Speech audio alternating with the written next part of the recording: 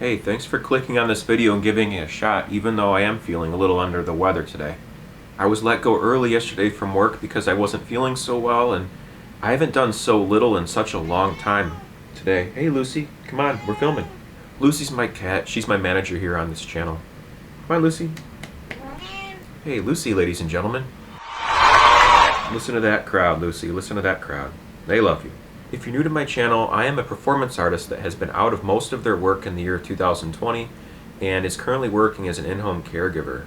Unfortunately, I had to leave work early yesterday and I'm calling off tomorrow from work. If I'm not feeling any better tomorrow, I'm going to go into urgent care and see what's going on with me.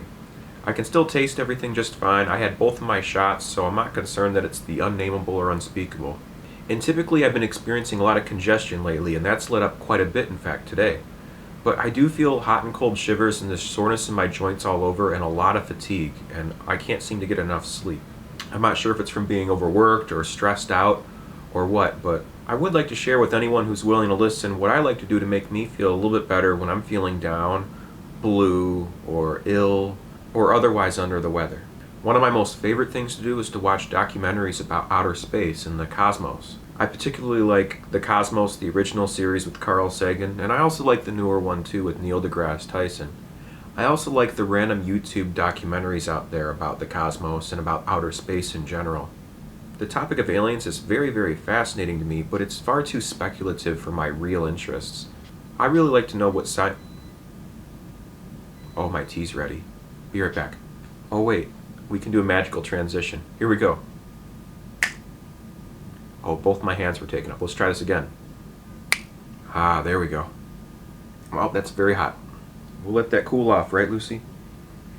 Anyways, I think we were talking about aliens and how I find them interesting. More so than the speculative nature of the universe, I like to know more about what the scientists have figured out and the evidence and how they came to the conclusion about it. That's one of the reasons why I like the old and newer version of the Cosmos documentaries.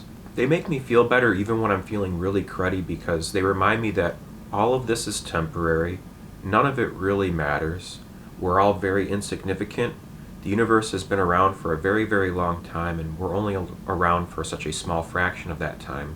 And it makes all the worries that I carry seem insignificant and really not all that bad after all. I mean, when you realize that a black hole could just swallow us all up at any moment or that a bunch of asteroids and meteorites can rain havoc on the Earth, it kind of takes the pressure off a little bit and makes me feel a lot more thankful for the opportunity to have lived it all. And whenever I'm feeling down or ill or under the weather in some way, it makes me think about how other people, my loved ones and family and friends, and how they might be doing. Because when you're feeling crappy and cruddy, the last thing you want is for anyone else to feel as horrible as you might be feeling. Now before you start feeling sorry for me, you shouldn't. My life's been really, really good so far. I got a wonderful cat here on my lap, I got a hot cup of tea next to me, I got a roof over my head, and I got food in the fridge.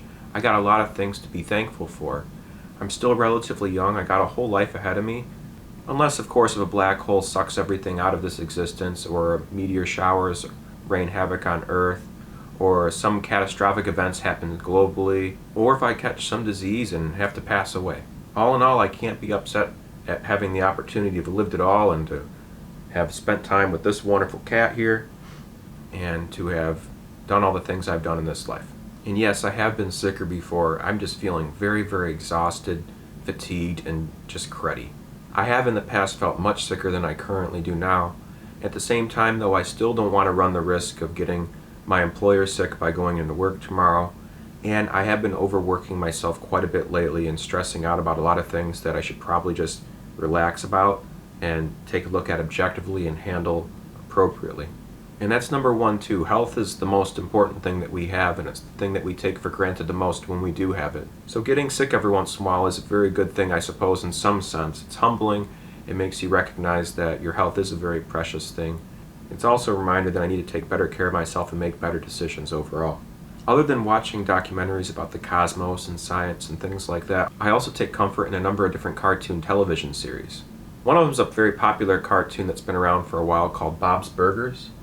You might have heard of it. I'm a big fan of Louise Belcher with the bunny ears. I think she's absolutely hilarious and just a fantastic character that adds a lot of levity to the show. I don't think Bob's Burgers would be nearly as funny without Louise Belcher.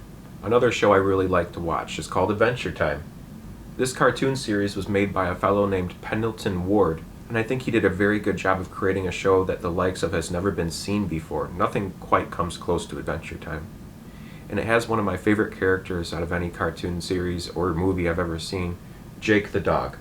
Jake the dog is an interesting character. He's very, very wholesome. He's always about doing the right thing, but at the same time he's very self-centered and selfish. And I think I can relate to Jake the dog quite a bit because look at me here. I'm doing my vlog, broadcasting all my personal business on YouTube for the whole world to see.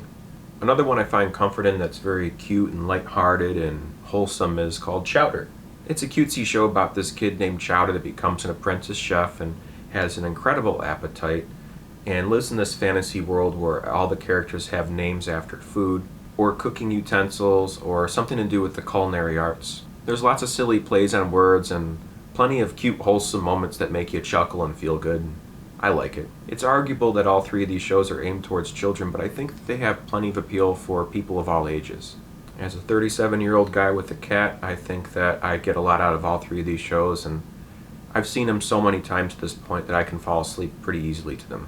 This year, however, has been very different for me because I haven't had much time to watch a lot of comfort television or do much of anything else outside of working full-time, hunting for homes, focusing on my YouTube channel here, and trying to learn all these new software programs because I'm an aspiring music producer. I've been playing around with LMMS, which is a digital audio workstation program that helps me make electronic music. And I've also been trying to catch up with all my reading. I've got a library full of books that I'm slowly chipping away at. And between work, the library books, learning the digital audio workstation, focusing on my YouTube channel, hunting for houses, babysitting my friend's kid whenever I can, trying to be a good member of my family and show up to things where they need my help, I guess I just feel a little bit overwhelmed and maybe a little overworked, and I'm saying yes to too many different things. Be that as it may, I'm not going to stop posting on this channel even if I do feel a little sick. And if I do get too sick to make a video, or if I'm physically unable to make a video, I'll make up for it eventually and have to post one retroactively. By the way, if you're new to my channel and you made it this far, I applaud you. This is not an example of my best work when it comes to creating videos and content. But I did promise my viewers and myself that I would post every single day of this year, partially as an experiment to track my progress as a content creator, but also maybe as an example to other aspiring content creators. They can watch my series of videos and they can learn the perks and the pitfalls of what it is to post every single day on YouTube and what it can do for you, how it can benefit you to post every day, and also how it can hurt you. For instance, posting every day is a very, very good educational experience. However, it's probably not the best for your viewers because they might get burnt out on your content. You have to consider how good of content can you make if you post every single day. You only have one day to plan, prepare, film, and edit a video. There's no way it could be a top-notch quality video, so you have to take that in consideration. So yeah, there's advantages and disadvantages to posting every single day, and I intend on keeping on posting every single day for a full year, just to see how I turn out after a year of doing that and having that diligence and that discipline to keep posting every single day and learning little bits every single time I do that. If you post every day, you might realize that it's difficult to come up with new, creative, educational, or otherwise entertaining content. So as a result, I end up posting about many different things that I'm interested in, and if I can't find something that I think will be palatable for my viewers, I resort to telling them about what's going on in my life and do more of a vlog style or a report of what's going on in my day-to-day life. And with my whole entire house hunting experience being a top priority in my life, I've been posting quite a bit about real estate and home inspections and purchasing a home recently.